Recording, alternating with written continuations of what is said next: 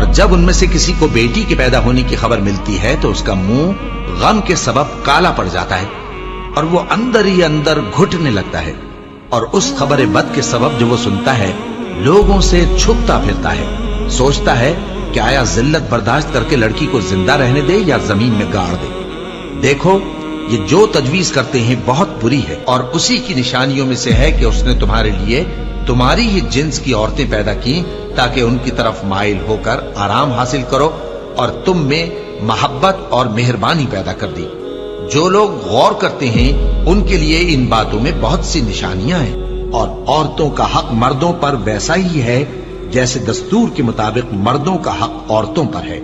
البتہ مردوں کو عورتوں پر ایک درجہ فضیلت ہے، اور اللہ غالب ہے، صاحب حکمت ہے۔ اے پیغمبر صلی اللہ علیہ وآلہ وسلم، اپنی بیویوں اور بیٹیوں اور مسلمانوں کی عورتوں سے کہہ دو کہ باہر نکلا کریں تو اپنے چہروں پر چادر لٹکا کر گھونگھٹ نکال لیا کریں، یہ چیز ان کے لیے موجب شناخت و امتیاز ہوگی تو کوئی ان کو ایذا نہ دے گا، اور اللہ بخشنے والا ہے، مہربان ہے۔ اور کسی مومن مرد اور مومن عورت کو حق نہیں ہے کہ جب اللہ اور اس کا رسول کوئی بات طے کر دیں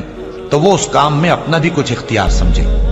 اور جو کوئی اللہ اور اس کے رسول کی نافرمانی کرے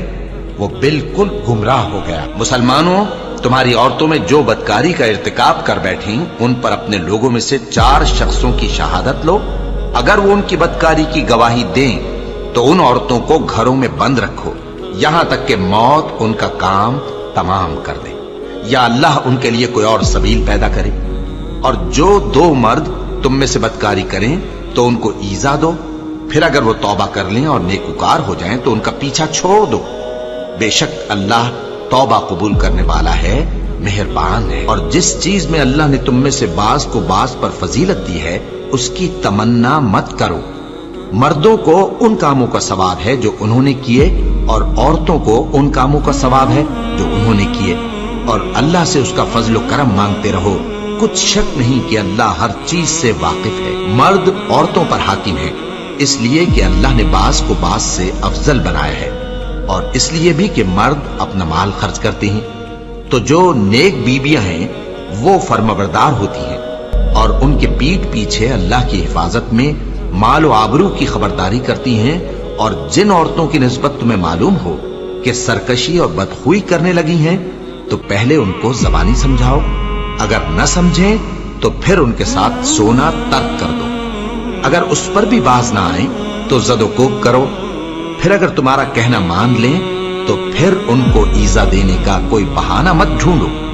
بے شک اللہ بہت اونچا ہے، بڑا ہے۔ مومنوں، تم کو جائز نہیں کہ زبردستی عورتوں کے وارث بن جاؤ، اور دیکھنا اس نیت سے کہ جو کچھ تم نے ان کو دیا ہے اس میں سے کچھ لے لو، انہیں گھروں میں مت روک رکھنا، ہاں اگر وہ کھلے طور پر بدکاری کی مرتکب ہوں تو اور بات ہے، اور ان کے ساتھ اچھی طرح سے رہو سہو، پھر اگر وہ تم کو ناپسند ہوں تو عجب نہیں کہ تم کسی چیز کو ناپسند کرو، اور اللہ اس میں بہت سی بھلائی پیدا کر دے۔ بدکاری کرنے والی عورت اور بدکاری کرنے والا مرد جب ان کی بدکاری ثابت ہو جائے تو دونوں میں سے ہر ایک کو 100 درے مارو، اور اگر تم اللہ اور روز آخر پر ایمان رکھتے ہو تو اللہ کے قانون کو نافذ کرنے میں تمہیں ان پر ہرگز ترس نہ آئے، اور چاہیے کہ ان کی سزا کے وقت مسلمانوں کی ایک جماعت بھی موجود ہو۔ بدکار مرد تو بدکار یا مشرک عورت کے سوا کسی سے نکاح نہیں کرتا، اور بدکار عورت کو بھی بدکار یا مشرک مرد کے سوا اور کوئی نکاح میں نہیں لاتا، اور یہ یعنی بدکار عورت سے نکاح کرنا مومنوں پر حرام ہے۔ اور جو لوگ پرہیزگار عورتوں کو بدکاری کا عیب لگائیں اور اس پر 4 گواہ نہ لائیں تو ان کو 80 درے مارو، اور کبھی ان کی شہادت قبول نہ کرو، اور یہی بد کردار ہے۔ ہاں جو اس کے بعد توبہ کر لیں اور اپنی حالت سنوار لیں تو اللہ بھی بخشنے والا ہے، مہربان ہے۔